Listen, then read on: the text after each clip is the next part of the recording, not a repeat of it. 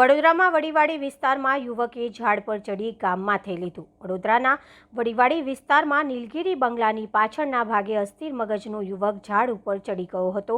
કોઈપણ વાતે યુવક ઝાડ ઉપરથી નીચે ઉતરવાનું નામ નહોતો લઈ રહ્યો, ત્યારે આખરે ફાયર બ્રિગેડની ટીમે ઝાડ પર ચડેલા યુવકને ફાયર વિભાગના જવાનોએ આગવી સૂઝબૂછ સાથે અસ્થિર મગજના યુવકનું દિલધડક રીતે રેસ્ક્યુ કર્યું હતું। રેસ્ક્યુ ઓપરેશનમાં જવાનોને ખૂબ જ મથામણ કરવી પડી હતી।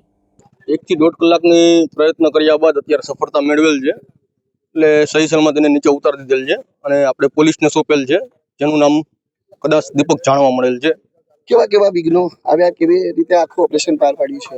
વિઘ્નો તો ઘણા બધા આવ્યા છે। જેમ જેમ એની નજીક કર્મચારીઓ જતા હતા તો એમને મારવાનો પ્રયત્ન કરતો હતો અને જેમ નજીક જાય તેમ ઉપર ચડવાનો પ્રયત્ન કરતો હતો અને અત્યારે એવી જગ્યા પર એ હતો કે ત્યાંથી નીચે આવવું પણ બહુ મુશ્કેલ હતું। એટલે આપણે બીજી ટર્નટેબલ લેડર પીચ કરી છે ત્યાં અને ત્યાંથી તેને નીચે ઉતારેલો, પરંતુ એ લેડર પર ના આવ્યો અને બાજુમાં ઝાડ પરથી જે રિસ્કી હતું ત્યાંથી જ નીચે આવ્યો। પછી એને પકડીને સહી સલામત નીચે ઉતારેલ છે।